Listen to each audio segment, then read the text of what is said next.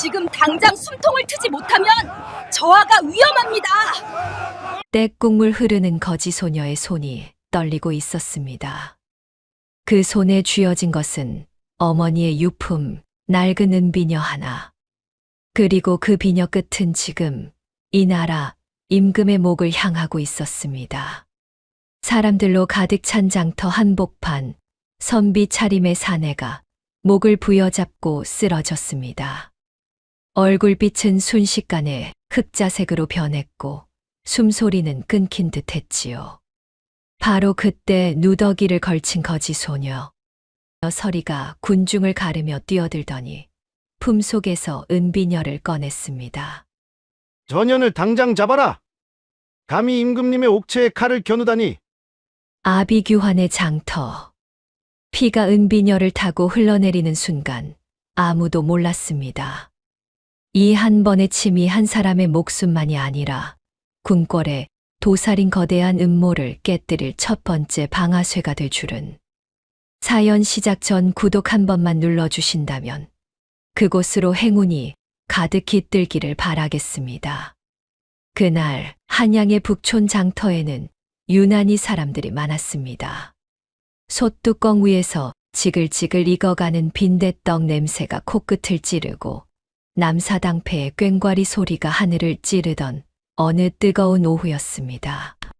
국밥집 평상 끝머리에는 남루한 선비 차림을 했으나 범상치 않은 귀기를 풍기는 한 사내가 앉아 있었습니다. 이 나라의 주상, 이선희 자맹을 나와 저작거리의 맛을 보던 참이었지요. 시원하게 국밥 한 사발을 들이키던 그가 돌연 숟가락을 탁 떨어뜨리며 제 목을 움켜쥐었습니다. 임금의 안색이 순식간에 시커먼 숯빛으로 변하더니 숨을 들이쉬지 못해 전신을 뒤틀며 흙바닥으로 고꾸라졌습니다. 주변 백성들이 비명을 지르며 썰물처럼 밀려나가는 아수라장 속에서 때에 찌든 누더기를 걸친 거지 소녀 서리가 쏜살같이 나타났습니다. 그녀의 눈빛은 굶주린 거지의 것이 아니라 먹잇감을 노리는 매처럼 형형했습니다. 다 비켜. 길을 터야 이 양반이 산단 말이야. 서리는 품 안에서 비단 조각에 쌓인 은비녀 하나를 꺼내 들었습니다. 비녀 머리에는 정교한 매화 문양이 새겨져 있었지요. 당황한 관군들이 서리의 어깨를 잡아채며 소리쳤습니다. 이 미친년이 어디서 행패냐? 썩 물러나지 못할까? 놔. 지금 이 기도를 뚫지 않으면 이 영감탱이는 당장 명줄이 끊겨. 죽을 운명은 하늘이 정하나 살릴 방도는 사람이 내는 법이란 말이야. 서리는 거친 소리를 지르며 관군의 팔을 뿌리쳤습니다. 그러고는 바닥에서 발작하는 임금의 가슴팍 위로 올라타더니 거침없는 손길로 그의 멱살을 잡아 젖혔습니다. 서리의 왼손은 이미 임금의 맥을 짚고 있었고 오른손은 은비녀를 거꾸로 쥐어 쥐고 있었습니다. 나리, 정신 차리시오. 지옥 문턱에서 내 다시 끌어올릴 터이니. 서리는 단호한 하십시오 체가 튀어나오며 임금의 목 정중앙, 천도렬 부위를 향해 은비녀 끝을 수직으로 내리박았습니다. 퍽 하는 소름 끼치는 소리와 함께 비녀가 살을 파고들었습니다. 악! 전연이 전하의 목을 찔렀다. 주변의 경악 섞인 외침도 잠시 비녀가 박힌 틈새로 검붉은 피가 울컥 솟구쳐 올랐습니다. 그와 동시에 꽉 막혔던 숨길이 뻥 뚫린 듯 임금이 컥 하고 커다란 숨을 몰아쉬었습니다. 죽음의 문턱에서 돌아온 임금이 가쁜 숨을 내뱉으며 고개를 떨구었습니다. 서리는 피가 흐르는 비녀를 뽑아 제 소매로 닦아내다 멈칫했습니다. 비녀의 끝부분이 닿은 면적만큼 시커멓게 변색되어 있었기 때문입니다. 이건 단순한 체증이 아니야. 피 속에 독이 돌아. 서리가 코끝을 비비며 중얼거리는 찰나 매복해 있던 내금이 무사들이 들이닥쳐 서리를 바닥에 거칠게 짓눌렀습니다. 대역 죄인을 잡아라. 감히 흉기로 옥체를 상하게 하다니. 그때 화려한 보랏빛 도포를 휘날리며 좌의정 박익겸이 나타났습니다. 그는 인자한 노학자의 미소를 띠고 있었으나 눈빛만은 얼음장처럼 차가웠습니다. 이 무슨 참혹한 광경인가? 저 아이의 손에 든 것이 무엇이냐? 비녀이옵니다. 대감마님, 이 거지년이 비녀로 전하의 목을 찔렀나이다. 박익겸은 서리의 손에서 은비녀를 낚아채듯 거두어 제 소매 속에 넣으며 엄지의 옥지환을 천천히 돌렸습니다. 송구하오나 전하, 이 요악한 계집이 복수심에 눈이 멀어 위해를 가한 모양이옵니다. 어서 전하를 가마에 태워 궁으로 이송하라. 그리고 저 대역 죄인은 지하 감옥 가장 깊은 곳에 가두도록 하라. 아니요, 내 말이 맞소. 저 양반이 먹던 국밥을 보란 말이오. 서리가 포교들에게 끌려가며 악을 썼습니다. 그녀의 시선은 임금이 먹다 남긴 국밥 사발 속으로 향했습니다. 그 뽀얀 국물 사이로 저작거리에서는 구경조차 할 수 없는 서슬퍼런 단홍초의 푸른 잎사귀, 조각이 유유히 떠다니고 있었습니다. 장터 사람들은 거지년이 임금님 목을 땄다 하며 수군거렸고 박익겸은 회심의 미소를 지으며 현장을 떠났습니다. 하지만 그 모든 광경을 지켜보는 눈이 하나 더 있었으니 국밥집 그늘진 구석에서 고기칼을 갈던 백정칠성이었습니다. 그는 무의식 중에 오른쪽 손목의 흉터를 만지작거리며 서리가 끌려간 방향을 향해 살벌한 콧김을 내뿜었습니다. 어둑어둑한 그림자가 드리워진 궁궐 내 추국장에는 서슬퍼런 칼날보다 더 차가운 정적이 감돌고 있었습니다. 죄인들을 문초할 때 쓰이는 각종 형구들이 섬뜩한 빛을 내뿜는 가운데 좌의정 박익겸은 압수한 서리의 은비녀를 만지작거리며 의관들 앞에 내보였습니다. 비녀 끝에는 그가 미리 발라둔 맹독의 검은 빛이 흉측하게 감돌고 있었지요. 그는 인자한 노학자의 미소를 띠고 있었으나 입가에 걸린 비릿한 웃음은 갈무리하지 못한 욕망을 드러내고 있었습니다. 보아라, 이 도끼가 보이지 않느냐? 저 미천한 거지녀는 단순히 자객이 아니라 가문의 복수를 위해 자맥 나오신 전하의 목숨을 노린 치밀한 살인귀다. 박익겸의 부드러우면서도 날카로운 목소리가 추국장을 울렸습니다. 그는 서리가 10년 전 역적으로 몰려 처형된 어이의 딸이라는 사실을 교묘하게 비틀어 대신들 앞에 폭로했습니다. 대역 죄인의 핏줄이 원한을 품고 임금의 목에 칼을, 아니 비녀를 들이댔다는 그의 주장은 삽시간에 궁궐 전체를 뒤흔들었습니다. 그 시각 축축한 물기가 배어나오는 지하 감옥의 가장 깊은 곳.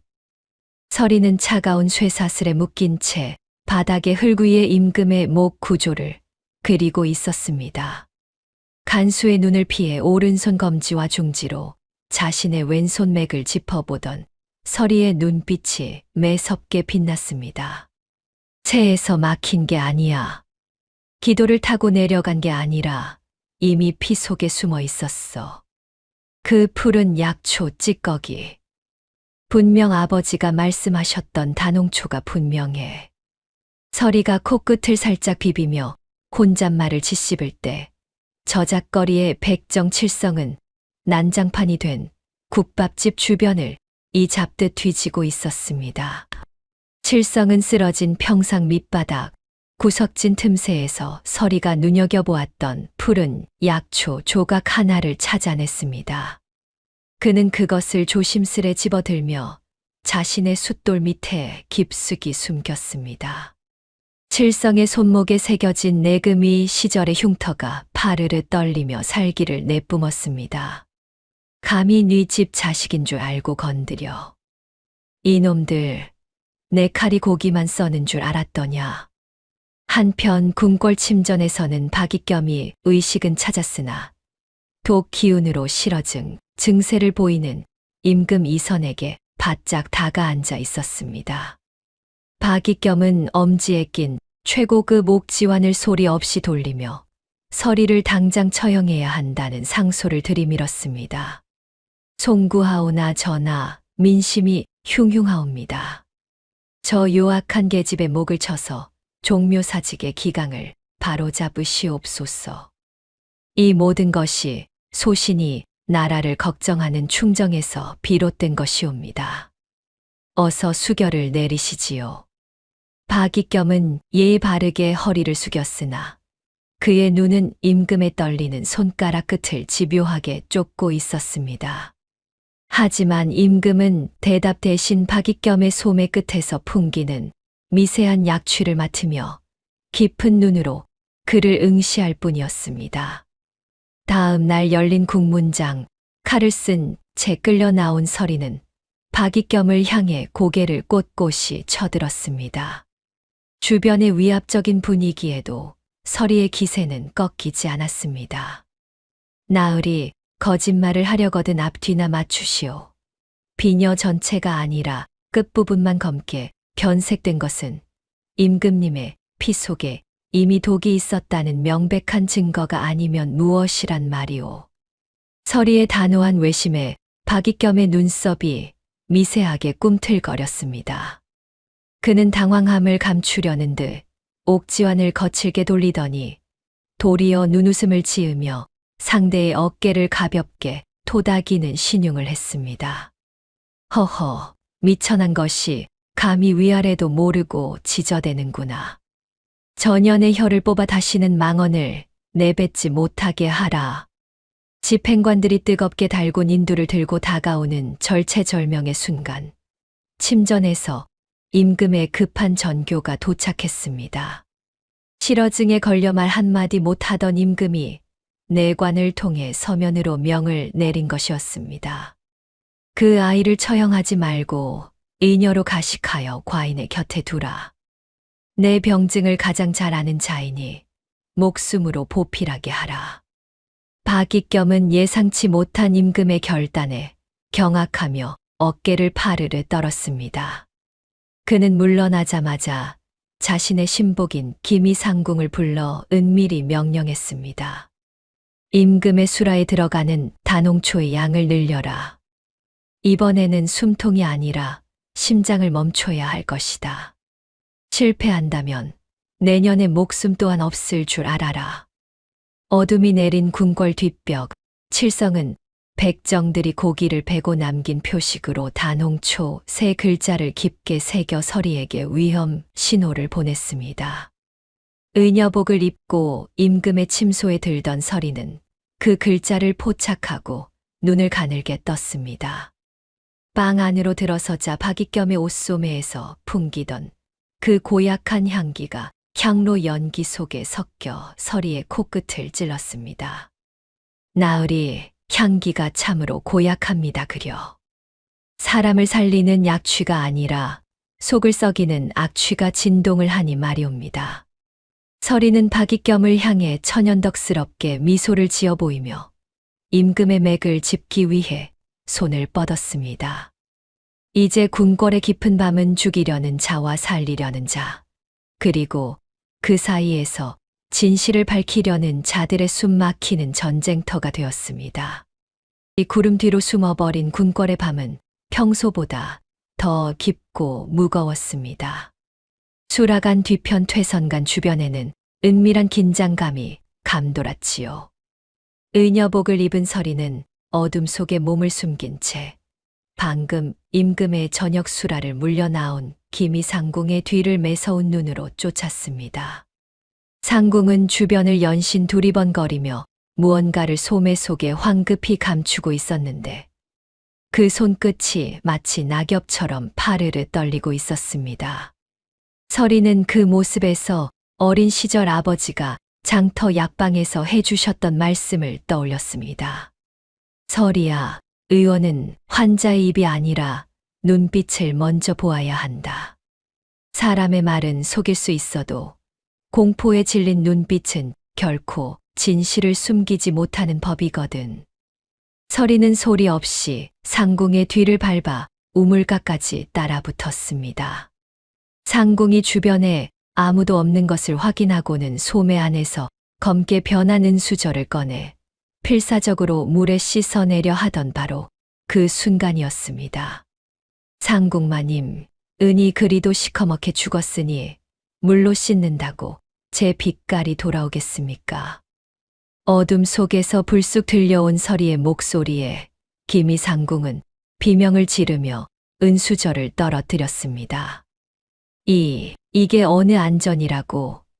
내까지 들녀가 감히 어디서 나타나 내 간담을 서늘하게 하느냐. 소인이 의녀라 마님의 병증을 살피러 왔습니다. 손을 그리도 떠시니 혹마음의 병이라도 깊으신가 해서 말이지요. 그 수저 제가 좀 봐야겠습니다. 서리는 거침없이 다가가 은수저를 집어들었습니다. 달빛 아래 드러난 수저는 마치 먹물을 뒤집어 쓴 듯 기괴한 검은 빛을 띠고 있었습니다. 서리는 비녀 끝으로 수저의 변색된 부분을 살짝 긁어 냄새를 맡더니 코끝을 비볐습니다. 이것 보십시오. 이건 단순한 변색이 아니요. 다농초의 독이 은과 반응하여 나타난 증표입니다. 수라의 독이 들었음을 아시고도 왜 이를 닦아 없애려 하셨습니까? 김이상궁은 주저앉아 입을 벌린 채 아무 말도 하지 못했습니다. 서리는 그 길로 검게 변한 은절을 품에 넣고 임금의 침소로 향했습니다. 잠든 척 누워있던 임금 이선은 서리가 내민 은수저를 보고는 깊은 침묵에 빠졌습니다. 문장과 문장 사이 임금의 무거운 한숨이 방 안의 공기를 짓눌렀습니다. 전하, 보십시오. 과인이 보고 있는 것이 진실이더냐, 아니면 내 놈들이 만든 허상이더냐? 라고 물으셨지요? 이것이 바로 저들이 전하의 목을 죄어온 진실입니다. 전하께서 매일 드시던 보약이 사실은 상처를 덧나게 하고 숨을 막는 독약이었던 것이지요. 과인이 그토록 믿었던 경들이 내 숨통을 갉아먹고 있었단 말이냐. 임금의 목소리가 천시금과 섞여 갈라져 나왔습니다. 그는 답답함을 느끼는 듯 명치 부근을 주먹으로 가볍게 두드렸습니다. 서리는 임금의 곁을 지키며 단호하게 덧붙였습니다. 비녀로 뚫었던 목의 상처가 아물지 않는 이유도 바로 이 독 때문입니다. 피 속에 독이 돌아 생살이 돋는 것을 막고 있으니 약을 끊지 않으면 전하께서는 서서히 질식하게 될 것입니다. 한편 이 모든 정황을 눈치챈 좌의정 박익겸은 사저 서재에서 엄지에 낀 옥지환을 소리 없이 돌리고 있었습니다. 그의 인자한 미소 뒤로 서늘한 살기가 스쳤습니다. 상궁의 입이 너무 가볍구나. 쥐새끼 한 마리가 둑을 무너뜨리는 법이지. 그는 즉시 신복을 불러 김이상궁을 제거하라는 비밀 전가를 내렸습니다. 하지만 궁 밖에서는 또 다른 파동이 일고 있었지요. 백정칠성은 장터에서 박익겸의 집사를 뒤쫓아 한 약초꾼이 다농초 뿌리를 대량으로 넘기며 받은 장부를 탈취하는 데 성공했습니다. 칠성은 코를 크게 킁킁거리며 피비린내를 맡았습니다. 고기나 썰던 놈이 뭘 알겠쇼마는. 이건 좀 아니지 않소. 나으리들 욕심이 소보다 더 크구려. 칠성은 탈취한 장부를 품에 안고 어둠 속으로 사라졌습니다. 다음 날 서리는 수라간의 약재 기록을 뒤지다가 결정적인 단서를 포착했습니다. 특정 날짜마다 좌의정대 공급이라는 명목으로 빠져나간 약재들이 모두 다농초의 성분과 일치했던 것입니다. 하지만 박익겸도 만만한 인물이 아니었습니다. 그는 서리의 처소에 그녀의 아버지가 남긴 낡은 의서들을 몰래 심어두어 영모의 증거로 조작했습니다. 전하, 이 계집의 방에서 역적 부친의 의서가 나왔사옵니다. 이것이 어찌 우연이겠습니까? 박익겸의 호령의 대신들이 웅성거릴 때 서리는 임금의 침소 향로에서 피어오르는 연기를 가리켰습니다.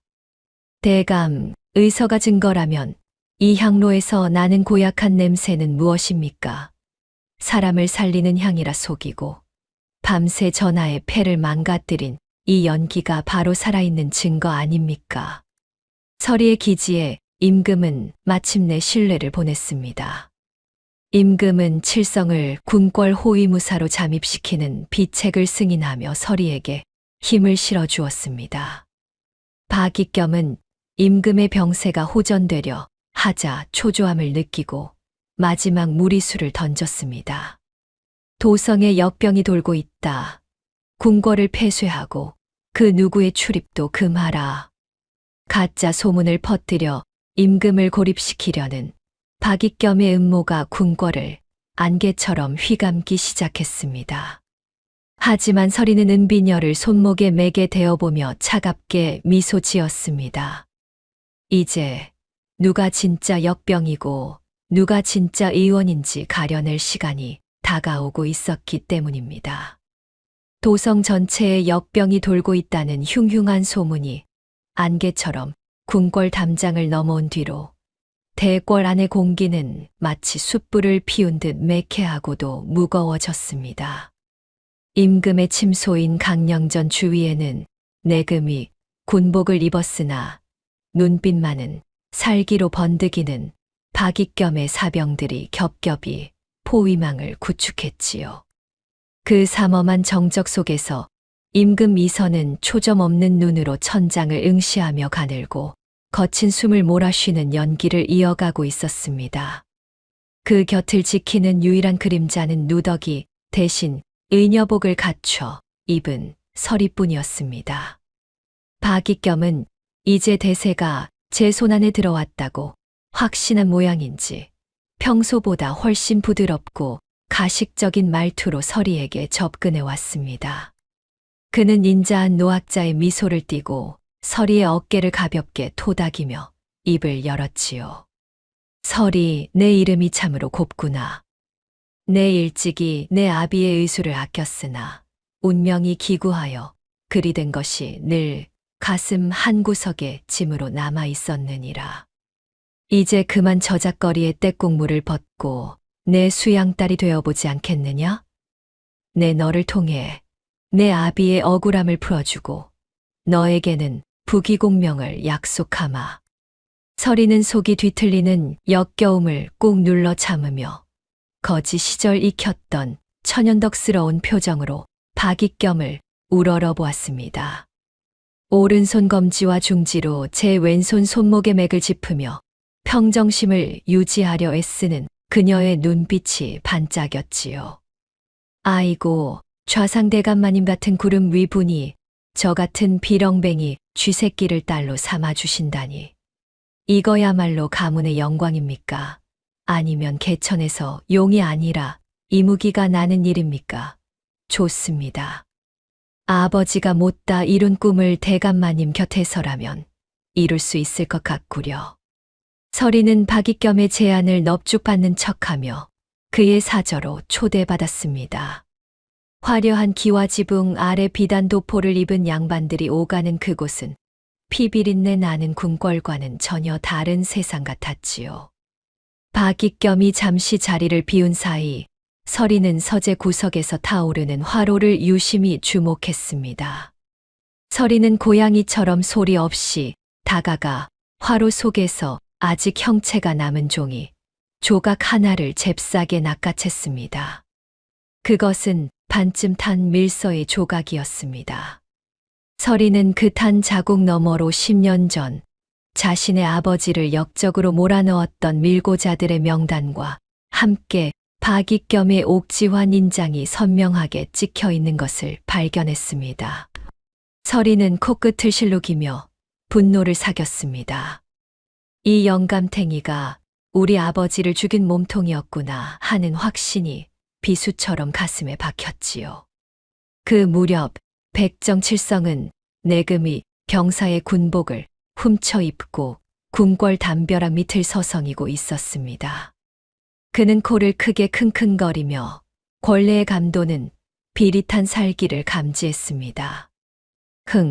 고기 썩는 내보다 더 지독한 권력 냄새가 진동을 하는구먼. 저 양반 놈들이 기어이 오늘 밤에 사단을 낼 모양이지? 칠성은 박익겸의 사병들이 나누는 은밀한 대화를 엿들었습니다. 내일 새벽 임금의 침소를 습격하여 역병으로 인한 서거로 위장하겠다는 끔찍한 계획이었습니다. 칠성은 궐벽에 백정들만의 칼자국을 내어 서리에게 위험 신호를 보낸 뒤 그녀에 거쳐 주위에서 자객들의 움직임을 차단하기 위해 어둠 속에 몸을 굳건히 숨겼습니다. 다시 박익겸의 사저서재, 서리는 박익겸이 내온 차를 한 모금 마시려다 입술 끝에서 멈췄습니다. 은은한 차창 뒤에 아주 미세하게 단홍초의 해독제 성분이 섞여 있었기 때문입니다. 박익겸은 자신도 혹시 모를 중독을 피하기 위해 매일 해독제를 복용하고 있었던 것이지요. 대감마님, 이 차 맛이 참으로 오묘합니다. 마실수록 정신이 맑아지는 게 마치 세상의 독을 다 씻어내는 기분이 옵니다. 대감께선 평소에도 이런 좋은 약차를 드시니 그리 안색이 좋으신 모양입니다. 허허, 네가 의원의 딸이라 그런지 맛을 아는구나. 그래, 그 맑은 정신으로 내 곁에서 오래도록 부귀를 누리거라. 사람의 목숨이란 본래 권력이라는 바람 앞에 촛불 같은 것이니 어느 줄에 서느냐가 가장 중요한 법이지. 박익겸은 서리를 안심시킨 뒤 그녀가 방으로 돌아가자마자 신복에게 차가운 명령을 내렸습니다. 오늘 밤이다. 그 계집을 처리하고 자살로 위장하라. 역적의 딸이 죄책감을 이기지 못해 스스로 목숨을 끊은 것으로 만들면 모든 흔적은 사라질 것이다. 죽은 자는 말이 없는 법이니까. 서리는 자신의 처소로 돌아와 임금에게 받은 밀지, 조각과 화로에서 건진 서신을 대조해 보았습니다. 10년 전의 비극과 현재의 독살시도, 그 모든 추악한 역사의 중심에 박익겸의 옥지환이 있었지요. 서리는 임금의 침전으로 달려가 독초의 연기를 중화시키는 특제향을 남몰래 향로에 섞으며 마지막 반격의 밤을 준비했습니다. 전하, 이제 안개 너머의 괴물이 제 발로 걸어 나올 시간입니다. 저들이 새벽의 어둠을 틈타 올 것이니 우리는 그 어둠 속에서 진실의 침을 놓아야 합니다. 임금 이선은 깊은 침묵 끝에 천천히 자리에서 일어나 앉았습니다. 그의 손톱 끝은 여전히 보랏빛이었으나 눈빛만은 그 어느 때보다 날카롭게 빛나고 있었습니다. 동이 트기 전 가장 짙은 어둠이 궁궐 지붕 위를 짓누르던 시각이었습니다. 차가운 새벽 서리가 수라간 뒤편 우물가를 하얗게 덮고 있을 때 정적을 깨는 날카로운 비명 소리가 대궐의 잠을 깨웠습니다. 비명의 진원지는 기미상궁의 처소였습니다. 불길한 예감에 휩싸인 나인들이 문을 박차고 들어갔을 때 그들이 마주한 것은 대들보의 목을 매단 채 대롱거리는 기미상궁의 싸늘한 시신이었지요. 어제 저녁까지만 해도 서리에게 무언가 말할 듯 입술을 달싹이던 그녀가 이제는 혀를 길게 내뺀 채 돌아오지 못할 길을 떠난 것이었습니다. 사건이 터지자마자 마치 담벼락 뒤에서 기다리고라도 있었다는 듯 좌의정 박익겸이 군사들을 거느리고 현장에 나타났습니다. 그는 평소에 인자한 노학자의 미소 대신 세상 천지에 둘도 없는 충신인 양 비통한 표정을 지어 보이며 곡소리를 섞어 말했습니다. 이 무슨 참혹한 변괴란 말인가. 수십 년간 전하의 수라를 책임지던 자가 어찌 이런 극단적인 선택을 했단 말이냐. 박익겸은 시신 곁으로 다가가 그녀의 품속에서 고이 접힌 종이 한 장을 꺼내 들었습니다. 그는 편전에 모인 대신들과 아직 병상에서 일어나지 못한 임금 이선 앞에서 그 종이를 높이 치켜들었습니다.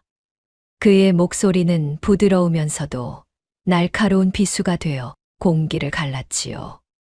전하, 이 유서를 보시옵소서. 이 가여운 상궁이 죽기 전 백정칠성이라는 자의 모진 협박에 못 이겨 전하의 수라에 독을 넣었다고 자책하며 제 손으로 적은 것이옵니다. 거지 계집서리와 그 백정놈이 짜고 전하를 독살하려 한 영모의 실체가 이 종이 한 장에 낱낱이 적혀 있나이다. 송구하오나 전하. 이 모든 것이 소신이 나라를 걱정하는 충정에서 비롯된 증좌이오니 당장 저들을 엄벌에 처하시옵소서. 박익겸의 속에는 임금을 낭떠러지로 밀어붙이는 광기가 서려 있었습니다. 대신들이 웅성거리며 서리를 비난할 때 의녀복을 입은 서리가 포교들의 재질을 뚫고 시신 앞으로 뛰어들었습니다.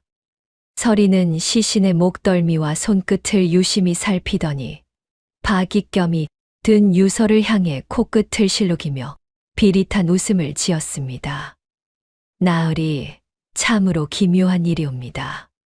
제가 알기로 김이상궁마님은 평생 국자만 잡으시느라 제 이름 석자도 못 쓰시는 문맹이라 들었는데 어찌 죽는 순간에는 장원급제자나 쓸 법한 이토록 유려한 명필로 유서를 남기셨단 말입니까? 귀신이 밤새 상궁마님 손에 빙의라도 해서 글 공부를 시켜준 모양입니까? 서리의 거침없는 소리가 추국장에 찬물을 끼얹었습니다. 박익겸의 눈썹이 파르르 떨렸고 엄지에 낀 옥지환을 돌리는 속도가 빨라졌습니다. 그는 당황함을 감추려는 듯 짐짓 눈웃음을 지으며 서리의 어깨를 가볍게 토닥이는 신용을 했습니다. 허허, 저 어린 것이 충격이 커서 헛소리를 하는구나. 죽기 전에는 초인적인 힘이 발휘되는 법이지. 여보게들, 저 유악한 계집의 입을 당장 막지 않고 무엇들 하느냐. 박익겸은 증거를 없애려는 듯 유서를 촛불 가까이 가져가 슬쩍 태우려 했습니다. 그 찰나 서리는 다람쥐처럼 몸을 날려 박익겸의 소매를 낚아챘습니다. 비록 포교들에게 다시 붙잡혀 바닥에 내팽개쳐졌지만 서리의 손끝에는 타다 남은 종이 조각 하나가 쥐어져 있었지요. 서리는 그 종이 조각을 코에 대고 깊게 숨을 들이마셨습니다.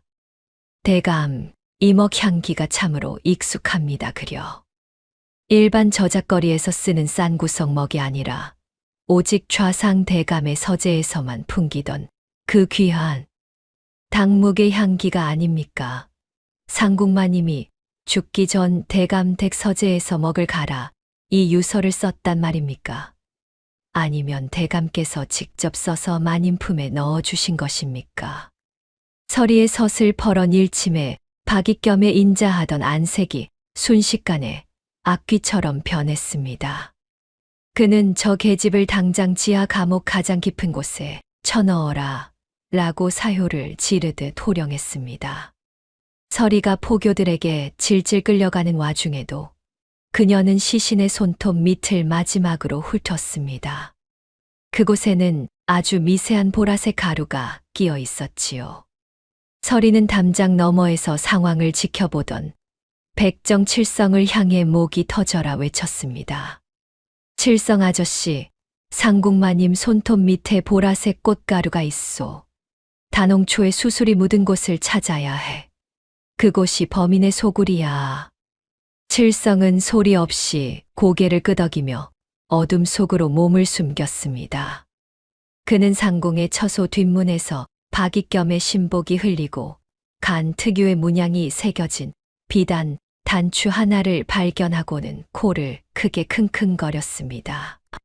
사냥개처럼 범인의 냄새를 쫓는 그의 눈빛에 무사의 본능이 되살아났지요.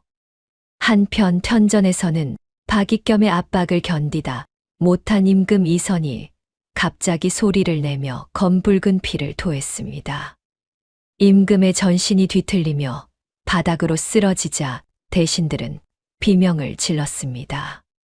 하지만 이것은 서리와 미리 약속한 고도의 연기였지요. 박익겸은 속으로 쾌재를 부르며 겉으로는 오열하는 척했습니다. 전하, 어찌 이런 일이, 내금이 사병들은 무엇을 하느냐? 당장 궁궐의 모든 문을 걸어 잠그고 전하를 해치려 한 저거지. 계집의 배후를 낱낱이 밝혀라. 이제부터 대궐의 안위는 소신이 책임질 터이니 누구든 내 허락 없이 움직이는 자는 역적으로 간주하겠다. 박익겸은 임금의 와병을 핑계로 자신의 사병들을 궁궐 요직에 배치하며 사실상 정권을 장악했습니다. 지하 감옥 차가운 돌바닥에 던져진 서리는 창살 너머로 들어오는 희미한 달빛을 보며 자신의 왼손 맥을 짚었습니다. 맥박은 빠르고 불규칙하게 뛰고 있었지만 그녀의 눈빛만은 형형하게 빛나고 있었습니다.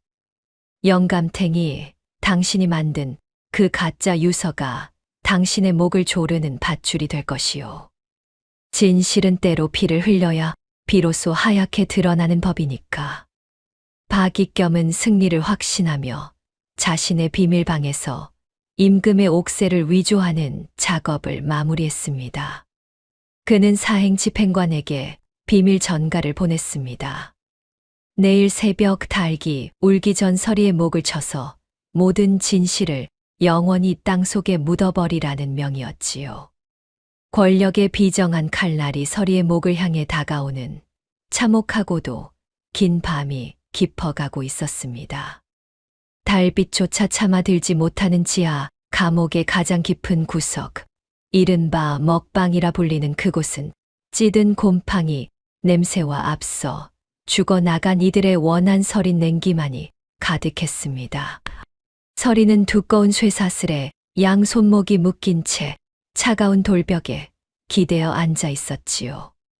10년 전 억울하게 죽은 아비가 마지막 숨을 내뱉었을지도 모를 이 어둠 속에서 서리는 도리어 오른손 검지와 중지로 제 왼손 손목의 맥을 짚으며 흐트러지는 정신을 다잡고 있었습니다. 아버지, 이 차가운 벽 너머로 보고 계십니까?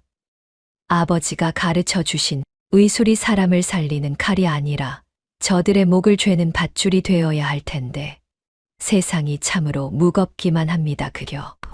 서리가 나직이 읊조릴 때 지상 위의 화려한 대궐 침전에서는 전혀 다른 풍경이 펼쳐지고 있었습니다. 좌의정 박익겸은 병색이 완연하여 누워있는 임금 이선의 머리맡까지 바짝 다가가 앉아 있었지요. 그는 겉으로는 세상 천지에 둘도 없는 충신인 양 허리를 굽히고 있었으나 내뱉는 말마디는 임금의 심장을 찌르는 비수와 다름없었습니다. 송구하오나 전하, 보시옵소서. 궁궐 밖 종친들이 대궐 앞에 엎드려 통곡하는 소리가 들리지 않으십니까? 저 유악한 거지, 계집의 목을 치지 않으시면 이 나라는 영모의 불길에 휩싸여 한줌 재가 될 것이옵니다. 어서 사형집행교지의 수결을 내리시어 종묘사직의 기강을 바로잡으시옵소서. 이 모든 것이 소신이 나라를 걱정하는 충정에서 비롯된 것이옵니다. 박익겸은 입으로는 간곡한 말을 올리면서도 눈으로는 임금의 창백한 안색을 즐기듯 훑어내렸습니다.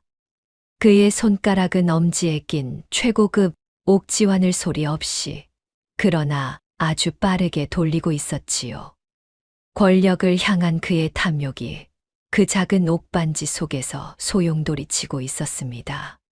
그 무렵 궁 밖의 어둠 속을 소리 없이 누비던 백정칠성은 도성 북쪽 끝자락 박익겸의 사저 뒤편에 숨겨진 비밀 창고를 찾아냈습니다. 코를 크게 킁킁거리며 사방을 살피던 칠성의 미간이 일그러졌지요. 고기 썩는 비린내보다 더 지독한 약초 냄새가 여기서 나는구먼. 저 양반놈 입으로는 공자왈 맹자왈 하더니 뒤로는 이런 독초 구덩이를 파놓고 사람들을 죽여왔단 말이지. 내 오늘 이놈들의 명주를 이 고기칼로 다 썰어버리고 싶다마는. 칠성은 박익겸이 남몰래 단홍초를 대량으로 말려 쌓아둔 비밀 창고를 확인하고는 가슴 속에 품었던 장부를 고쳐 쥐었습니다. 다시 지하 감옥 서리 앞에 식어빠진 보리밥 사발 하나가 툭 던져졌습니다. 흙먼지가 풀풀 날리고 니가 섞인 밥덩이를 서리가 천연덕스럽게 한술 크게 떠 입에 넣었을 때였습니다. 어금니 끝에 무언가 딱딱하고 차가운 것이 걸렸지요. 서리는 주변을 살피다 그것을 몰래 뱉어 손바닥에 올렸습니다. 그것은 쌀알보다 조금 더 큰 은은한 초록빛을 내는 옥파편이었습니다. 이건 박익겸 그 영감탱이가 애지중지하며 돌려대던 옥지환 조각이 아닌가. 아저씨가 기어이 그 영감탱이의 코털을 건드렸구려. 옥이 깨졌으니 그놈의 운수도 다했다는 신호겠지. 서리는 코끝을 실룩이며 옥파편을 뚫어지게 쳐다보았습니다. 칠성이 박익겸의 비밀을 건드렸거나 혹은 박익겸과 크게 한판 붙었음을 알리는 위험이자 희망의 전갈이었습니다. 하지만 상황은 절망적으로 돌아갔습니다. 박익겸은 칠성이 자신의 비밀 창고에 침입했다는 보고를 받고 내금위 전체를 풀어 칠성을 궁궐 침입 자객으로 수배했지요. 자객이다. 궁궐을 침범하여 전하를 위해하려 한 백정놈을 잡아라. 보이는 즉시 죽여도 좋다. 궁궐 담장 너머로 병사들의 함성이 메아리 쳤습니다. 감옥 안의 서리에게도 직접적인 위협이 닥쳤습니다. 간수가 넣어준 물그릇에서 단홍초 특유의 비릿하고도 달콤한 향기가 피어오른 것이지요. 나를 산채로 말려 죽이겠다는 심보로구먼. 하지만 어쩌나 내 코가 개코보다 밝은 것을.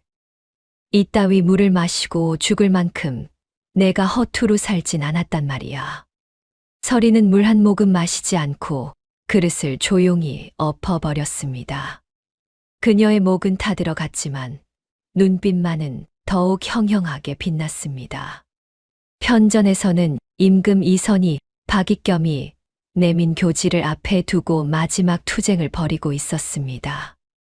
그는 붓을 들었다가도 손을 바르르 떨며 먹물을 떨어뜨리고 다시 기침을 토해내며 시간을 지연시켰지요.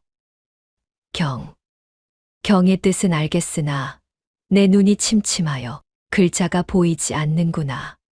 잠시만 기다려다오. 임금의 지연 작전에 화가 머리 끝까지 치민 박익겸은 직접 지하 감옥으로 내려왔습니다. 그는 쇠창살 사이로 누더기를 걸친 채 앉아있는 서리를 내려다보며 광기 어린 눈웃음을 지었습니다. 내 아비도 딱 이 자리에서 피를 토하며 죽었지. 진실이 어쩌니 의술이 사람을 살리니 어쩌니 하더니만 결국 쥐도 새도 모르게 썩어 문드러진 게 내 아비의 운명이었다. 너 또한 그리 될 것이야. 내일 새벽이면 내 목은 저작거리 장대에 걸려 까마귀 밥이 될 테니 말이다. 박익겸이 서리의 아버지를 모욕하며 비릿하게 웃자 서리는 천천히 고개를 들어 그를 정면으로 응시했습니다. 그녀의 눈에는 두려움 대신 서늘한 비웃음이 서려 있었지요. 나으리 참으로 안 됐구려. 엄지에 끼고 금이야 옥이야 돌려대던 그 번지르르한 옥지환이 깨진 걸 보니 나으리의 그 뒤틀린 권세도 조각조각 부서질 날이 머지않은 모양입니다. 상한 고기는 썩은 냄새를 가릴 수 없는 법인데 대감의 그 속은 이미 구더기가 들끓고 있지 않소. 서리의 거침없는 도발에 박익겸은 어깨를 파르르 떨며 소리 없이 분노를 사겼습니다. 그는 돌아서며 사행 집행관에게 눈짓을 보냈습니다. 더 이상 살려둘 가치가 없다는 뜻이었지요. 그 시각 궁궐 담장을 넘던 칠성은 박익겸의 추격군에 포위되어 벼랑 끝으로 몰렸습니다.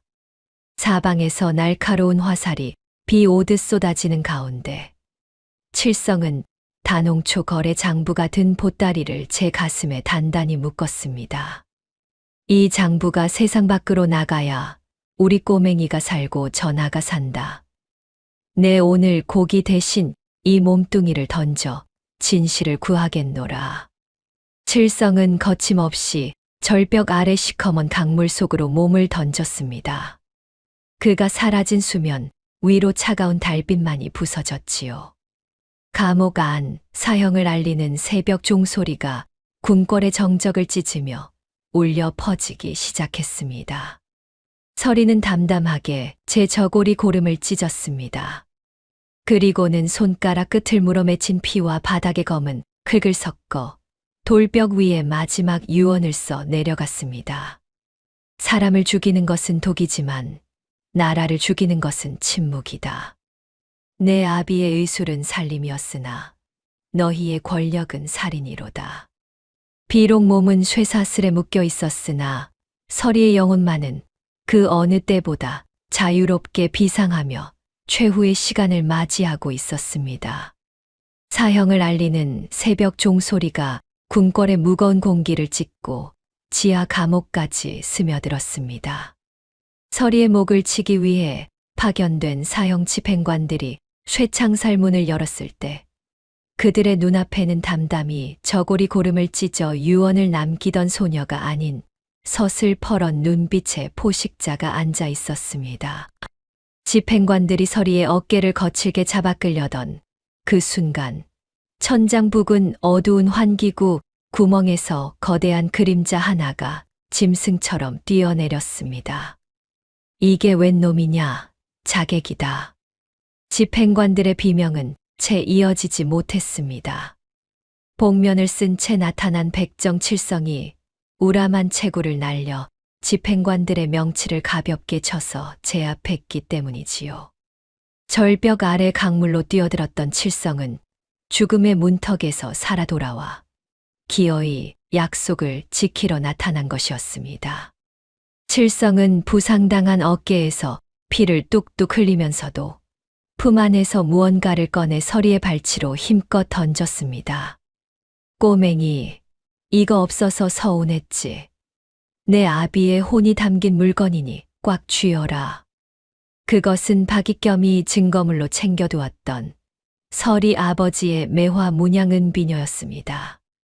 서리가 비녀를 집어드는 순간 손끝에 기묘한 감각이 전해졌습니다. 평소와는 다르게 비녀 머리 부분이 미세하게 덜컹거리는 것이 아니겠습니까? 서리는 본능적으로 오른손 검지와 중지로 비녀의 맥을 짚듯 매만지다 힘주어 머리 부분을 돌려 빼냈습니다. 아, 아버지 역시 저를 혼자 두지 않으셨구려.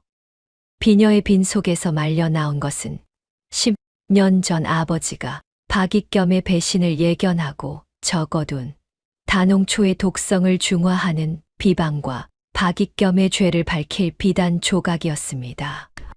서리가 그 밀지를 확인하는 찰나 감옥 복도 저편에서 횃불이 물결치며 박익겸이 사병들을 거느리고 나타났습니다.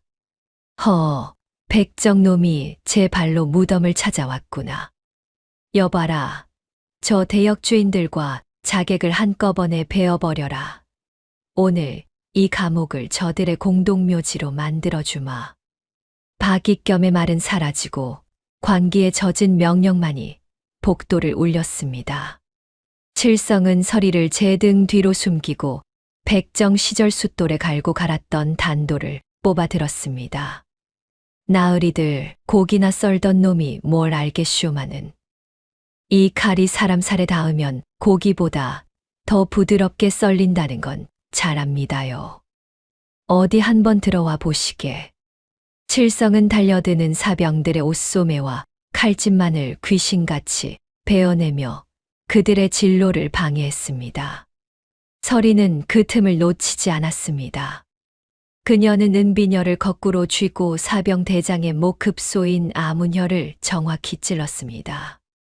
죽일 생각은 없으나 잠시 잠이라도 주무시는 게 좋겠소. 서리의 단호한 말과 함께 비녀 끝이 박히자 사병대장은 마치 실 끊긴 인형처럼 바닥으로 고꾸라졌습니다. 이를 본 박익겸이 직접 칼을 뽑아 서리를 향해 휘둘렀습니다. 이 요악한 계집, 네가 내 평생의 공든 탑을 무너뜨리려 하느냐. 서리는 박익겸의 칼날을 피하며 조금 전 비녀 머리에서 빼내는 조각을 그의 얼굴을 향해 던졌습니다. 챙강 하는 소리와 함께 박익겸의 가끈이 잘려나갔고 그의 체면은 바닥으로 떨어졌습니다. 칠성은 혼란을 틈타 서리를 등에 업고 미리 봐두었던 궁궐 수로를 향해 몸을 날렸습니다. 꼬맹아, 숨 참아라. 여기서 나가면 저 양반 놈들의 세상도 끝이다. 두 사람은 오물이 흐르는 수로를 지나 도성 밖 버려진 사찰로 몸을 숨겼습니다. 칠성은 사찰 바닥에 쓰러지며 거친 숨을 몰아쉬었습니다. 그의 옷은 이미 피로 붉게 물들어 있었지요. 서리는 코끝을 비비며 눈물을 닦아내고는 사찰 뒷산으로 달려가 상처를 아물게 할 약초들을 한 움큼 캐왔습니다. 아저씨, 조금만 참으시오. 아버지가 남긴 비방이 여기 있으니 내가 반드시 아저씨를 살려낼 것이오. 서리는 비녀에서 나온 비단 조각을 다시 한번 햇빛에 비춰보았습니다. 그런데 그 안에는 약초의 배합 비율만 적힌 것이 아니었습니다. 특정한 각도에서만 보이는 아버지의 친필이 하나 더 있었지요. 사람을 살리는 침은 살 끝에 있지 않고 마음의 관역에 있느니라. 서리는 그 글귀를 보며 깨달았습니다. 아버지가 남긴 진짜 무기는 이은비녀가 아니라 박익겸이라는 거대한 악을 무너뜨릴 서리 자신의 의지라는 사실을 말입니다. 칠성의 상처를 치료하며 서리는 밤새 비녀를 숫돌에 갈았습니다. 내일이면 이 비녀는 다시 한번 임금의 목을 향할 것입니다. 그러나 이번에는 죽이기 위해서가 아니라 이 나라의 막힌 숨통을 완전히 틔우기 위함이었습니다. 박익겸은 도성 성문을 봉쇄하고 서리의 머리를 가져오는 자에게 천금을 주겠다는 방을 붙이며 최후의 발악을 시작했습니다. 하지만 어둠 속 사찰에서 들려오는 약사발 가는 소리는 이미 박익겸의 몰락을 예고하는 장송곡과도 같았습니다. 서리의 눈빛은 이제 저작거리 거지의 그것이 아닌 세상을 치유할 위대한 의원의 광채로 가득 차 있었습니다. 챕터 8 어둠 속의 등불. 칠흑 같은 어둠이 내려앉은 궁궐의 밤은 평소보다 더욱 서슬퍼런 냉기가 감돌았습니다. 좌의정 박익겸의 사병들이 내금이 군복을 입고 횃불을 밝히며 권례 구석구석을 짐승처럼 훑고 다녔지요. 그들의 목적은 단 하나, 탈옥한 거지, 계집 서리와 백정 칠성을 찾아내는 것이었습니다. 하지만 등잔 밑이 어둡다더니 서리는 이미 무수리들이 입는 낡고 해진 옷으로 갈아입은 채 수라간 뒷마당에 몸을 숨기고 있었습니다. 영감탱이가 궐문을 걸어 잠그고 쥐 잡듯 뒤지고 있다지만 내 아버지가 일러주신 비방은 이 궁궐 가장 깊고 어두운 곳에 숨겨져 있는 법이지요.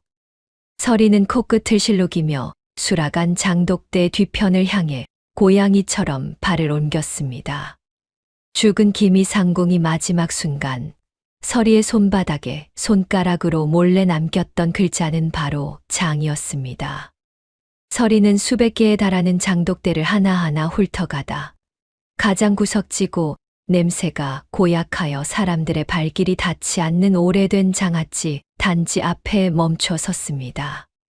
그 시각 박익겸은 임금의 침소인 강령전 문턱에 버티고 서서 자신의 사병들을 독려하고 있었습니다.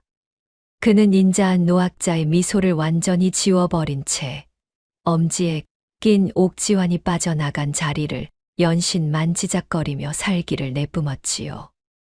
여봐라. 전하의 옥체가 위중하시니 그 누구의 출입도 불허한다. 만약 이 문을 넘으려는 자가 있다면 설령 종친이라 할지라도 역적으로 간주하여 즉시 베어버려라.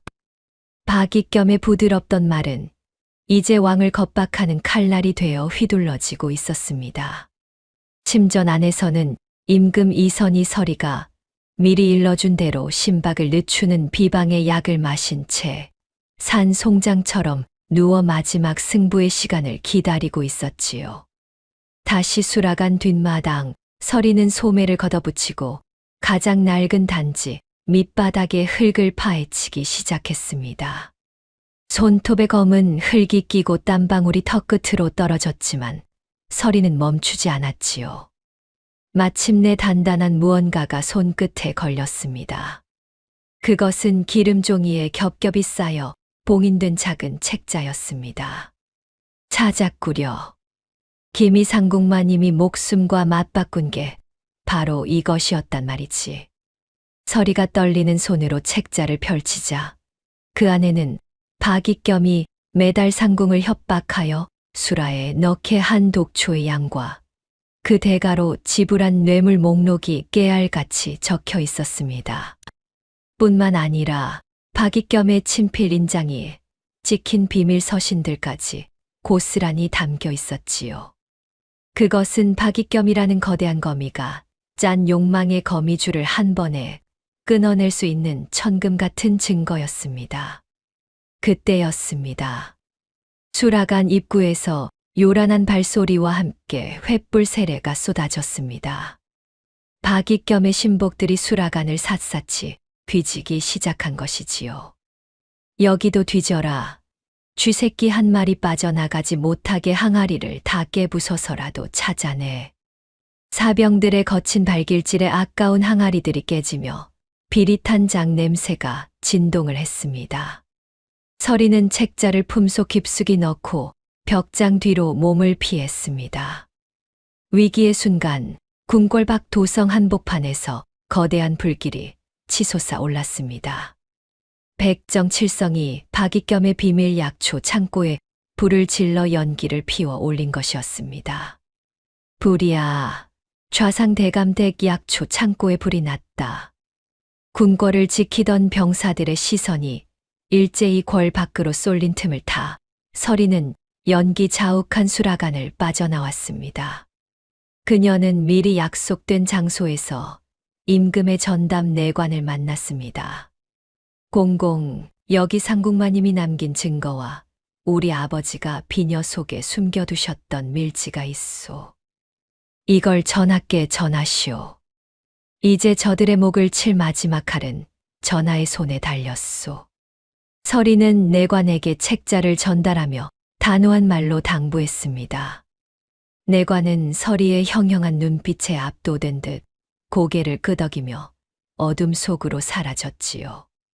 이후 서리는 얼굴에 검댕을 잔뜩 묻히고 허리를 구부정한 노파 무수리로 위장하여 다시 수라간 마당으로 나섰습니다.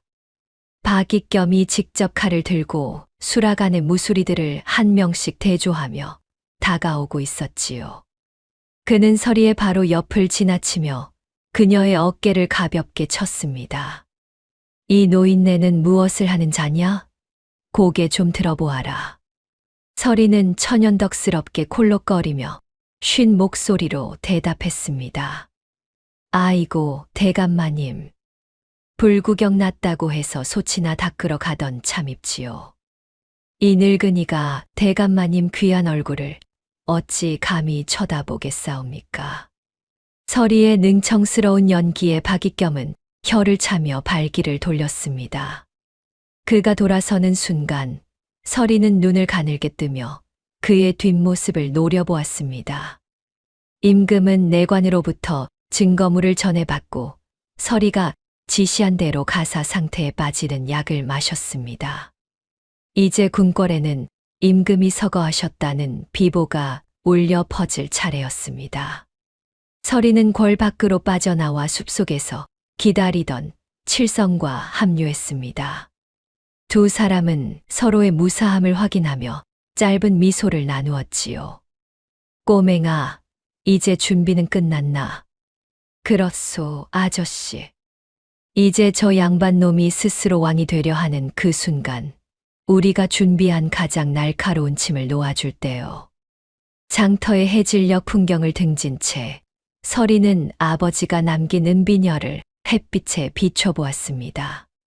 가장 진한 맛은 가장 깊은 어둠 속에서 익어간다는 아버지의 말씀처럼 서리의 복수와 정애 또한 이 깊은 밤이 지나면 마침내 그 결실을 보게 될 것이었습니다. 챕터 9 진실의 추격. 버려진 산사 뒷방, 희미한 등잔불 아래에서 서리는 아버지가 남긴 은비녀를 손에 쥐었습니다. 비녀 머리 부분을 비틀어 빼내자 그 안에서 누런 빛이 도는 얇은 비단 밀지가 소리 없이 풀려 나왔지요. 서리는 등잔불에 비단 조각을 비추어 보았습니다. 거기엔 10년 전 아버지가 박익겸의 배신을 예견하고 적어둔 단홍초의 독성을 중화하기 위한 약재 배합 비율과 투약 시간이 깨알 같은 글씨로 적혀 있었습니다. 아버지, 역시 사람은 살려야 할 자를 살리고 죽어야 할 자를 가려내는 법을 이 비녀 속에 숨겨두셨구려. 서리가 코끝을 실룩이며 밀지 뒷면을 살피던 중 그녀의 눈이 크게 떠졌습니다. 밀지 뒷면에는 박익겸의 친필로 적힌 10년 전 영모 모의 서신의 일부가 덧대어져 있었던 것이지요. 이것이야말로 박익겸의 목을 단번에 칠 수 있는 천금보다 귀한 물증이었습니다. 그 곁에서 백정칠성은 사찰 주방에 커다란 솥을 걸고 불을 지피고 있었습니다. 그는 서리가 산속에서 캐온 산초와 감초, 그리고 비방에 적힌 비밀스러운 약재들을 넣고 정성껏 다려냈습니다. 걸걸한 로 툭툭 내뱉는 말투였지만 칠성의 눈동자는 그 어느 때보다 진지했습니다. 꼬맹아, 이 약즙이 전하의 명주를 다시 이을 수 있겠나? 고기 핏물 빼는 건 자신 있다만 독혈 빼는 건 내 아비만큼이나 네가 신통해야 할 텐데 말이야. 걱정 마시오, 아저씨. 내 비녀 끝이 녹이 슬지 않았으니 전하의 숨통도 곧 트일 것이오. 서리는 칠성이 다려낸 해독 약즙을 작은 가죽 주머니에 소중히 담았습니다. 두 사람은 밤이 깊어지자 산길을 내달려 다시 궁궐로 향했습니다. 도성 수문을 지키는 박익겸의 가짜 무관들은 칠성의 묵직한 주먹 한 방에 소리 없이 고꾸라졌고 두 사람은 다시 한번 오물이 흐르는 수로를 타고 궁궐 심장부로 잠입했습니다. 그 시각 대궐 편전에서는 박익겸이 백관들을 모아놓고 비통한 척 연설을 늘어놓고 있었습니다. 그의 목소리는 예의 바른 말이었으나 그 속내엔 승전가를 부르는 승리자의 오만이 가득했지요. 송구하오나 전하께서 방금 전 서거하셨나이다. 역병의 기운이 너무나 강하여 어이들도 손을 쓰지 못했으니 이제 나라의 안위를 위해 세자의 대리청정과 함께 이 박아무개가 섭정을 맡아 혼란을 수습하려 하옵니다. 박익겸이 옥새를 손에 쥐려는 찰나 서리는 이미 임금의 침소인 강령전 병풍 뒤에 몸을 숨기고 있었습니다. 그녀는 향로에서 피어오르는 단홍초 연기를 끄기 위해 식어버린 찬물을 부어버리고 미리 준비한 해독 약즙을 잠든 듯 누워있는 임금의 입술 사이로 한 방울씩 흘려 넣었습니다. 전하, 정신을 차리셔야 합니다. 죽을 운명은 하늘이 정하나 살릴 방도는 사람이 내는 법이라 하셨습니다. 제 아비가 지키려 했던 이 나라의 숨통을 제발 스스로 틔워 주시옵소서. 서리의 간절한 청과 함께 약즙이 임금의 목구멍을 타고 내려갔습니다. 그러자 기이한 일이 벌어졌습니다. 임금의 목 주변을 타고 올라오던 시커먼 독선들이 서서히 옅어지며 멈춘 듯하던 맥박이 규칙적인 고동을 시작한 것이지요. 서리는 은비녀 끝을 임금의 발가락 끝, 대도열에 깊숙이 찔러 넣었습니다. 그러자 뿜어져 나온 것은 숨막히는 검붉은 피가 아니라 도끼가 빠져나간 선홍빛 혈액이었습니다. 임금이 거친 숨을 몰아쉬며 눈을 떴습니다. 그의 눈동자에는 도끼로 인한 혼탁함 대신 서슬퍼런 왕의 위엄이 되살아나고 있었습니다. 서리는 임금에게 박익겸의 친필이 담긴 밀지를 보여주며 나직이 속삭였습니다. 전하, 박익겸이 곧 이 방으로 올 것입니다. 그가 가짜 교지를 내밀며 전하의 수결을 강요할 때 그를 안심시키고 스스로 죄를 자백하게 만드는 함정을 놓아야 합니다. 저와 칠성 아저씨가 곁에서 전하의 방패가 되겠나이다. 임금은 서리의 눈빛에서 10년 전 억울하게 죽어간 어이의 충정을 보았습니다. 그는 고개를 끄덕이며 다시 침상에 누워 시신인 척 위장을 시작했지요. 칠성은 침소 박복도 어둠 속에서 접근하는 박익겸의 신복들을 소리 없이 하나둘 제압하여 마루 밑으로 밀어 넣었습니다. 이윽고 복도 저편에서 박익겸의 당당한 발소리가 들려왔습니다. 그는 옥새를 든 채 이제는 이 나라의 주인이 자신이라는 착각에 빠져 비릿한 미소를 짓고 있었습니다. 서리는 임금의 침상 및 어두운 공간으로 몸을 숨기며 비녀를 굳게 쥐었습니다. 비녀 머리에 매화 문양이 달빛에 차갑게 빛나는 순간 진실과 거짓의 마지막 승부가 막을 올리고 있었습니다. 궁궐의 깊은 밤을 가르는 박익겸의 발소리는 승전보를 든 장수의 걸음보다 당당했습니다. 그는 제 손에 들린 위조 교지가 곧 이 나라의 새로운 법이 될 것이라 믿어 의심치 않았지요. 임금의 침소인 강령전 문을 열고 들어선 박익겸의 눈앞에는 차가운 흰 천에 덮여 미동조차 없는 임금의 시신이 놓여 있었습니다. 방 안의 향로에서는 더 이상 단홍초의 연기가 피어오르지 않았지만 박익겸은 그것이 임금이 이미 숨을 거두었기에 끈 것이라 생각하며 회심의 미소를 지었습니다. 허허, 전하. 드디어 무거운 짐을 내려놓으셨구려. 이 박 아무개가 전하의 뒤를 이어 이 나라를 반석 위에 올려놓을 터이니 저승길이라도 편히 가시옵소서.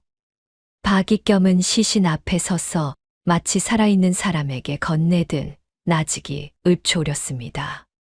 그의 말 이제 예의가 아니라 조롱이었습니다. 그는 품 안에서 미리 준비한 세자의 양위 교지를 꺼냈습니다. 그리고는 흰 천 밖으로 나와 있는 임금의 창백하고 굳은 손을 억지로 잡아 끌어 옥새를 찍으려 시도했습니다. 전하, 마지막으로 나라를 위해 수결 하나만 남겨주셔야겠습니다. 이 옥새의 무게가 곧 권력의 무게이지요. 박익겸이 임금의 손가락을 옥새에 짓누르려던 바로 그 찰나였습니다. 침상 및 어둠 속에서 번개 같은 손길 하나가 튀어나오더니 박익겸의 손목을 향해 날카로운 은비녀 끝을 수직으로 박아 넣었습니다. 아, 이게 무슨 짓이냐. 박익겸이 비명을 지르며 옥새를 떨어뜨렸습니다. 손목에 태연혈을 정확히 찔린 그의 손은 순식간에 마비되어 힘없이 늘어졌지요. 그때였습니다. 시신을 덮고 있던 흰 천이 거칠게 거쳐나가며 죽은 줄만 알았던 임금 이선이 호랑이처럼 자리에 일어나 앉았습니다. 박익겸, 내 놈이 지금 과인의 앞에서 무엇을 하려 하였느냐. 이 나라가 내 놈의 손바닥 위에 놓인 장기판인 줄 알았더냐. 임금의 사자후가 방 안을 뒤흔들었습니다. 박익겸은 귀신을 본 듯 사색이 되어 뒷걸음질을 치다 병풍을 쓰러뜨리고 말았습니다. 그런데 병풍이 넘어지며 드러난 것은 빈 공간이 아니었습니다. 그곳에는 붓을 든 채 박익겸의 모든 행동과 자백을 기록하고 있던 사관들이 서슬퍼런 눈으로 그를 노려보고 있었지요. 이것은 함정이다. 저 거지 계집이 전하를 홀려 나를 모함하는 것이다. 박익겸이 마지막 발악을 하며 소리를 질렀으나 그때 칠성이 문을 박차고 들어와 박익겸의 목에 차가운 고기칼을 겨누었습니다. 칠성의 뒤로는 박익겸의 사병들을 무장해제시킨 진짜 내금이 무사들이 들이닥쳤습니다. 나으리 고기나 썰던 놈이 뭘 알겠쇼마는. 지금 나으리 얼굴빛이 썩은 돼지고기보다 더 못하구려. 이제 그만 무릎을 꿇으시지 않겠소. 서리는 침상 밑에서 천연덕스럽게 기어 나와 박익겸의 소매에서 떨어진 단홍초 가루 주머니를 집어들었습니다. 그리고는 박익겸이 끼고 있던 옥지환을 빼서 바닥에 힘껏 던졌습니다. 쟁강 소리와 함께 박익겸의 권세를 상징하던 옥지환이 산산조각 났습니다. 그런데 깨진 옥 파편 틈새에서 보라색을 띤 미세한 가루들이 쏟아져 나왔습니다. 그것은 박익겸이 긴장할 때마다 돌리며 임금의 찻잔에 몰래 털어 넣었던 단홍초의 농축 가루였습니다. 대감마님, 이 옥 속에서 나온 것이 무엇입니까? 이것도 제 아버지가 숨겨둔 영모의 증거입니까? 아니면 대감께서 매일같이 전하께 드린 정성 어린 약입니까? 서리의 날카로운 추궁에 박익겸은 더 이상 대꾸하지 못한 채 바들바들 떨었습니다. 임금은 박익겸이 떨어뜨린 위조, 교지를 집어들어 사관들에게 넘겼습니다. 보아라, 이것이 바로 충정을 가장한 역적의 민낯이다. 과인이 살아있음에도 서거를 논하고 옥새를 훔쳐 나라를 찬탈하려 한 이자의 죄를 하늘이 알고 땅이 아느니라. 궁궐 밖에서는 박익겸의 사병들이 횃불을 든 진짜 군사들에게 포위되어 하나둘 투항하고 있었습니다. 박익겸은 자신의 오만이 불러온 거대한 함정 속에서 허우적거리며 비참하게 무너져 내리고 있었습니다. 서리는 품 안의 은비녀를 매만지며 천장을 올려다보았습니다. 비녀 끝에 맺힌 달빛이 마치 10년 전 아버지가 보내주신 진실의 미소처럼 환하게 빛나고 있었습니다. 어둠이 거친 대궐 앞마당에는 서슬퍼런 아침 햇살이 화살처럼 내리꽂히고 있었습니다. 억울한 원혼들의 곡소리가 들리는 듯하던 궁궐의 공기는 이제 진실의 바람을 타고 서서히 정화되고 있었지요. 포박된 좌의정 박익겸과 그 일당들이 거적대기 위에 꿇어앉았고 그 주위를 백관들과 성난 백성들이 겹겹이 에워쌌습니다. 골문 밖에서는 나라를 좀먹은 역적을 처단하라 는 백성들의 함성이 파도처럼 밀려들었답니다. 임금 이선은 골룡포를 정제하고 어좌에 올라 떨리는 손으로 두루마리 하나를 펼쳐들었습니다. 그것은 10년 전 억울하게 역적으로 몰려 숨져갔던 전 어의, 즉 설이 아버지의 명예를 복권하는 교지였지요. 임금의 목소리는 깊고 장중하게 마당 구석구석으로 퍼져나갔습니다. 들으라, 10년 전 충심으로 과인을 보필하던 어의는 역적이 아니라 이 나라의 숨통을 지키려 했던 유일한 충신이었느니라. 탐욕에 눈먼 자들이 진실을 묻고 충신을 도륙했으니 과인이 이제야 그 억울함을 씻어주고 가문의 명예를 온 천하에 다시 세우노라. 임금의 낭독이 끝나자 서리는 화려한 일녀복 대신 아버지가 생전에 입으시던 낡고 바랜 의원복을 걸치고 나타났습니다. 서리는 천천히 박익겸의 앞으로 걸어갔지요. 그녀의 손에는 10년 전 아버지를 죽음으로 몰아넣고 다시 임금의 목을 찔렀던 그 은비녀가 들려 있었습니다. 서리는 비녀를 박익겸의 코앞에 들이대며 단호하고 기품 있는 하십시오 채로 입을 열었습니다. 좌상 나으리, 아니 박익겸 씨, 똑똑히 보시오. 이 비녀는 사람을 찌르는 흉기가 아니라 당신 같은 인간의 시커먼 독을 가려내는 거울이오. 당신이 옥지환을 돌리며 권력을 탐할 때 제 아버지는 이 비녀로 백성들의 막힌 혀를 뚫고 계셨단 말이오. 박익겸은 마지막까지 발악하며 고개를 쳐들었습니다. 그의 백발은 흩어졌고 눈동자는 광기로 이글거렸지요. 천한거지년의 말을 누가 믿는단 말이냐. 저것은 조작된 것이다. 전하, 저 계집이 요술을 부려 전하의 눈을 가리고 있사옵니다. 그때 서리는 품 안에서 기미상궁이 장독대 밑에 목숨 걸고 숨겨두었던 비밀 일기장을 꺼내 들었습니다. 서리는 일기장을 한 장씩 넘기며 박익겸의 죄상을 만천하에 낭독하기 시작했지요. 몇 월 며칠 좌의정의 명으로 단홍초 세 푼을 수라에 넣다.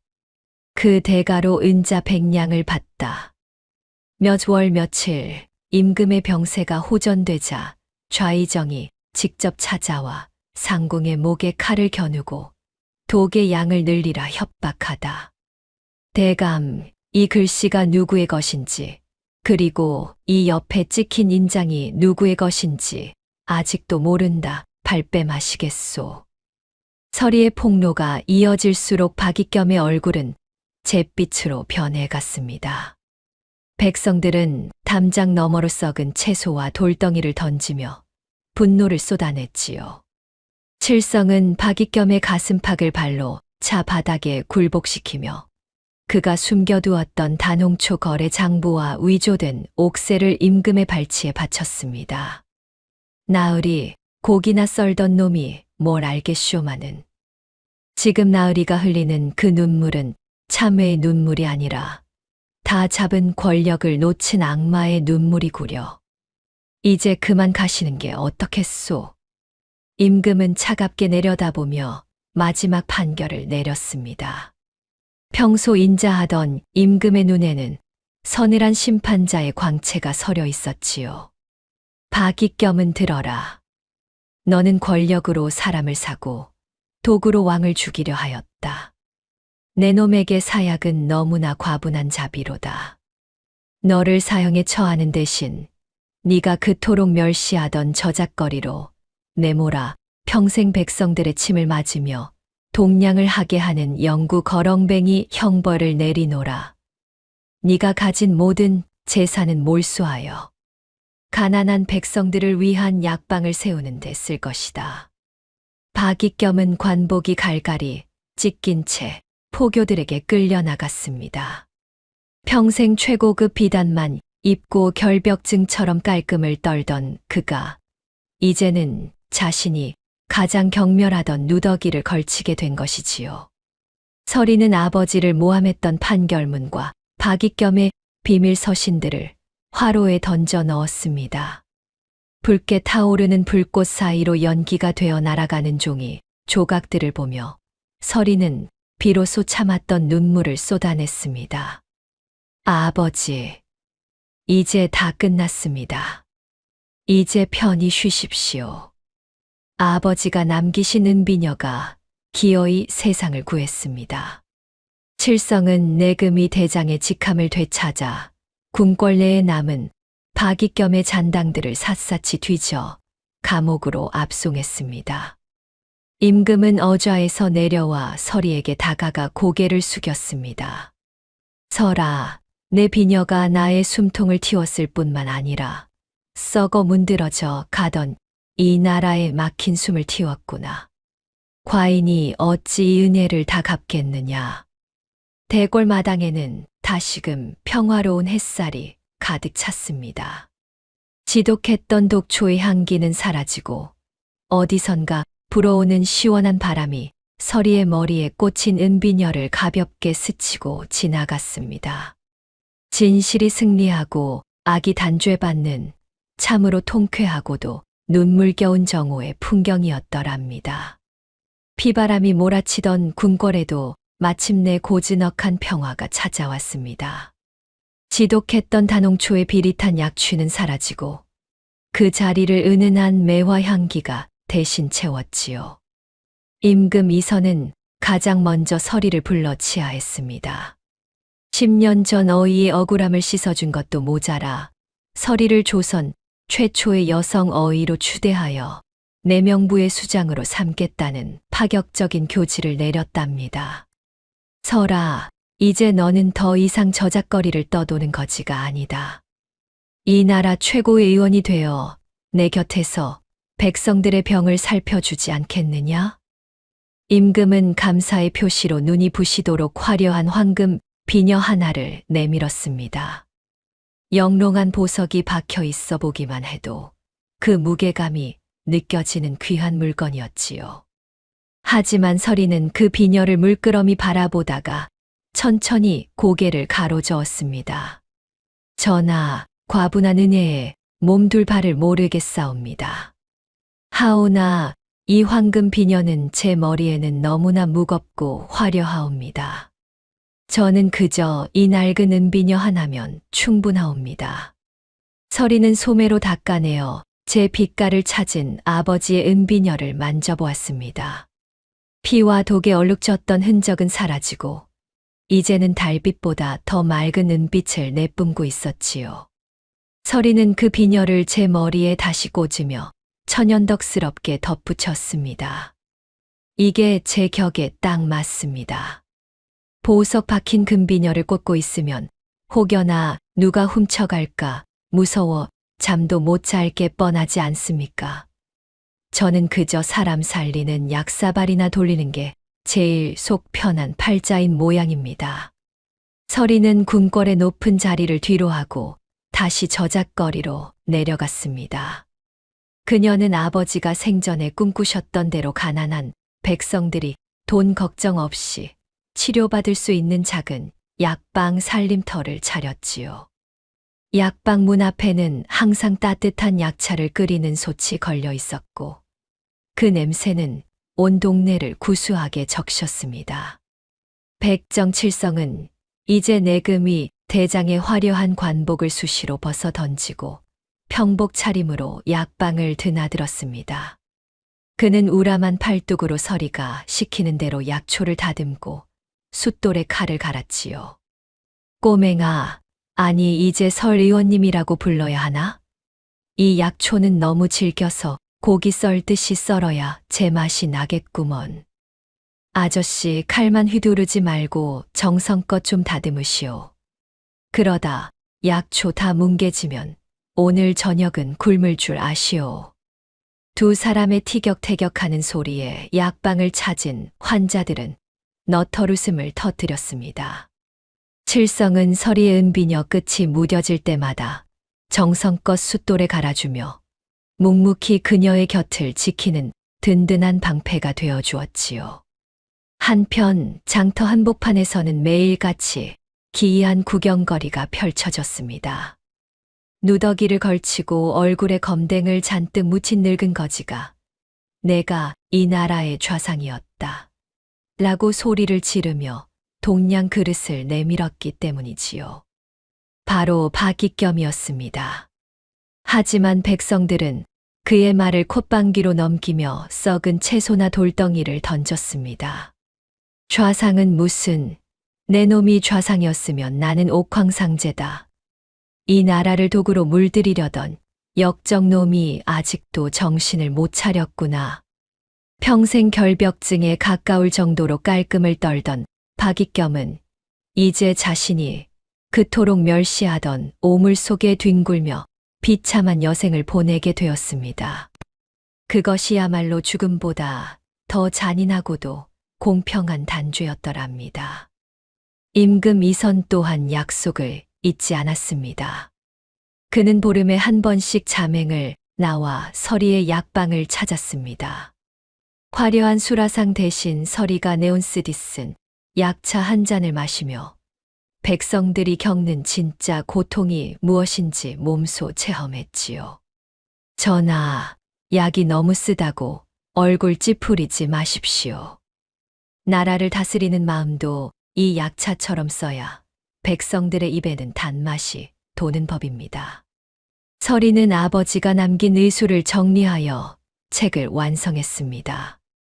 그 책의 첫 장에는 매화 문양이 새겨진 은비녀, 그림을 정성껏 그려 넣었지요.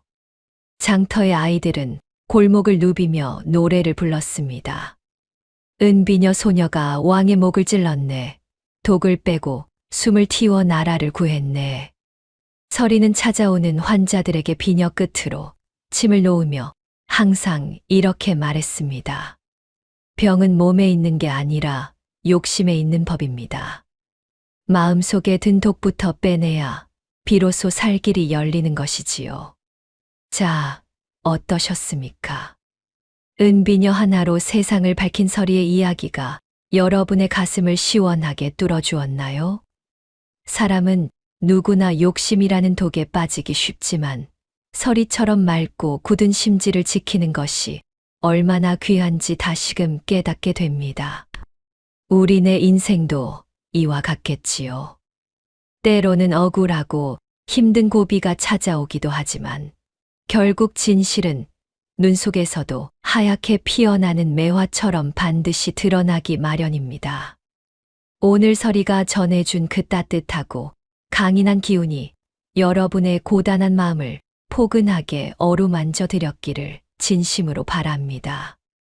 오늘의 이야기가 당신의 마음에 작은 울림을 드렸다면 앞으로도 따뜻하고 행복한 이야기들로 찾아뵐 수 있도록 구독과 좋아요를 눌러주세요.